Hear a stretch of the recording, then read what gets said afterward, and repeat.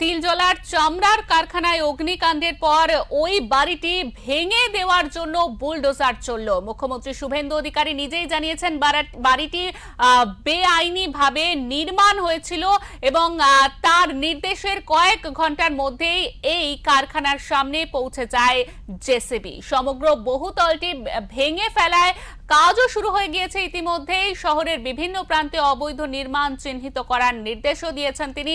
মুখ্যমন্ত্রী জানিয়েছেন অবৈধ নির্মাণ নিয়ে তার সরকার জিরো টলারেন্স নীতি নিচ্ছে। তপসিয়ার অগ্নিদগ্ধ সেই চামড়ার কারখানার মালিক জাফর নিসার সহ দুজনকে বুধবারই গ্রেফতার করেছে পুলিশ। প্রাথমিক তদন্তে অগ্নি নিরাপত্তা বিধি প্রয়োগ এবং তদারকিতে গাফিলতির ইঙ্গিত মেলায় সাময়িকভাবে বরখাস্ত করা হয়েছে প্রগতি ময়দান ফেয়ার স্টেশনের ওসি গৌতম দাসকে। মুখ্যমন্ত্রীর নির্দেশে কয়েক ঘন্টার মধ্যে তিলজলা থানা এলাকার তপসিয়ার ওই কারখানার সামনে বুলডোজার পৌঁছে যায়। পুলিশের সঙ্গে সেখানে কেন্দ্রীয় বাহিনীর আধিকারিকেরাও ছিলেন। বহুতলটি খালি করে বুলডোজার দিয়ে তা ভেঙে ফেলার কাজ শুরু হয়।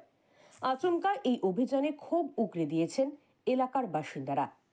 কারখানা ভাঙার সময় যাতে কোনো অপ্রীতিকর পরিস্থিতি তৈরি না হয় তা নিশ্চিত করতে এলাকায় বিশাল পুলিশ বাহিনী মোতায়েন করা হয়। রাত পর্যন্ত বহুতল ভাঙার কাজ চলে। অবৈধ নির্মাণগুলিতে ইতিমধ্যেই বিদ্যুৎ সংযোগ এবং জলের লাইন কেটে দেওয়ার নির্দেশ দিয়েছেন তিনি। শুভেন্দু জানিয়েছেন অবৈধ নির্মাণ নিয়ে তার সরকার জিরো টলারেন্স নীতি নিচ্ছে। যাদের সতর্ক হওয়া প্রয়োজন তারা যেন এখনই সতর্ক হয়ে যান।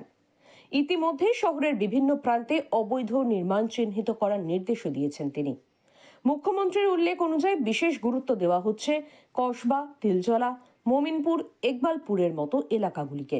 মুখ্যমন্ত্রী জানিয়েছেন অবৈধ নির্মাণ নিয়ে তার সরকার জিরো টলারেন্স নীতি নিচ্ছে। এমন কড়া পদক্ষেপ করার ব্যাপারে সরকারের দায়বদ্ধতার কথা বলেছেন নগর উন্নয়ন মন্ত্রী অগ্নিমিত্রা পাল।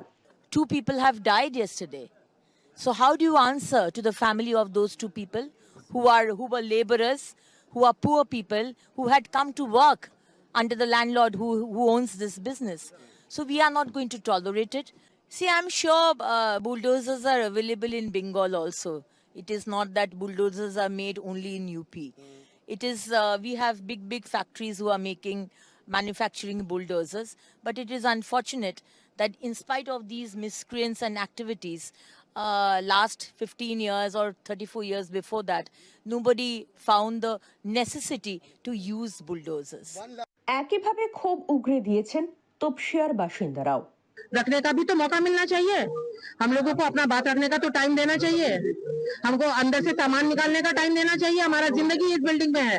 हम लोग यहीं पे बॉर्न ब्रॉट अप है। हम लोग वेल एजुकेटेड पीपल है। We are not corrupt people.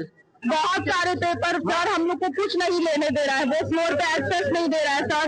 Shipment ready है सर। 1 करोड़ का शिपमेंट उसमें रेडी है। गुड्स रेडी है सर। सर हम लोग का मशीन है, लेदर है, पर्सनल फाइल है। Whole life is in that building sir. অগ্নিকাণ্ডের 30 ঘন্টার মধ্যে বুলডোজার চালিয়ে কারখানা ভাঙার কাজ শুরু হয়ে যায়। মুখ্যমন্ত্রী জানিয়েছেন তিলজলার ঘটনা নিয়ে 4টি দফতরের সমন্বয়ে একটি কমিটি গঠন করা হয়েছিল। তাদের পরিদর্শনে উঠে আসে ওই অগ্নিদগ্ধ কারখানার বহুতলটির কোনো বিল্ডিং প্ল্যান ছিল না, অগ্নি নির্বাপনের বন্দোবস্ত ছিল না, অবৈধভাবে কারখানা চলছিল। একে অশনি সংকেত বলে উল্লেখ করেছেন শুভেন্দু। প্রশাসন যে বেনজির গতিতে পদক্ষেপ করতে শুরু করেছে তাও বাংলায় তথা কলকাতায় কার্যত এই প্রথম।